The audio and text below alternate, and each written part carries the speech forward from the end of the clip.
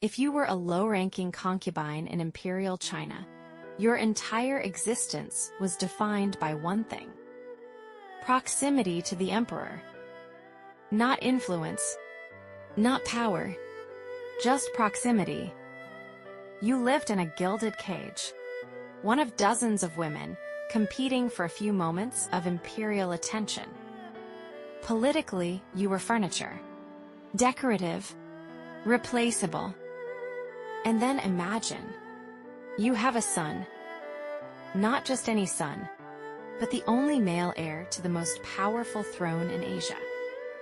That changes things. That changes everything. Because in 1856, a concubine named Cixi did exactly that.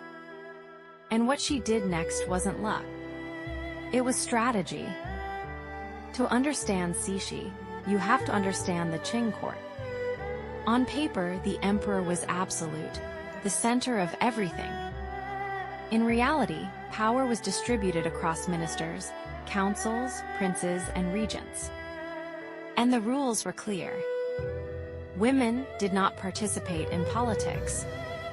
At most, they sat behind embroidered screens during court sessions, physically present, but politically invisible. The phrase "ruling from behind the curtain" wasn't symbolic. It was literal. And somehow, that limitation became Cixi's greatest advantage. Because a system designed to exclude her also made it very easy to underestimate her. In 1861, the Xianfeng emperor died. He left behind a 6-year-old boy, Cixi's son, and a regency council of 8 men who fully intended to govern in his name.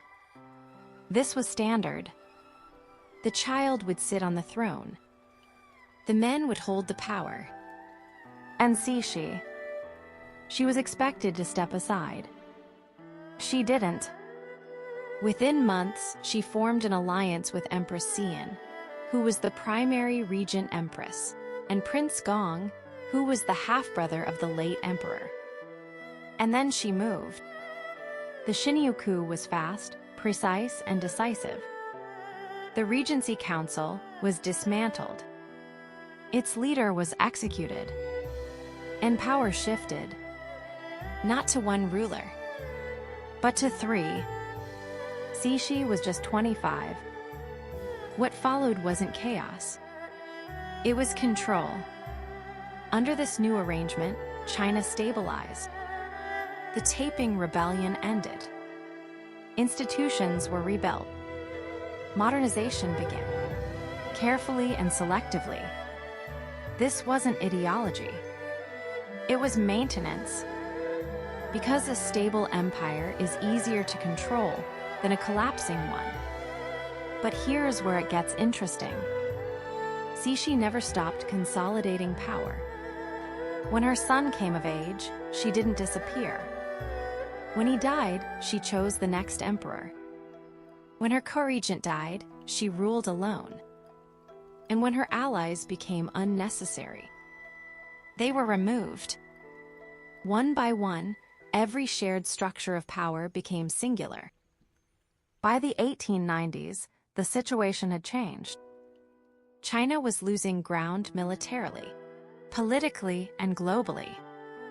After a devastating loss to Japan in 1895, it became clear.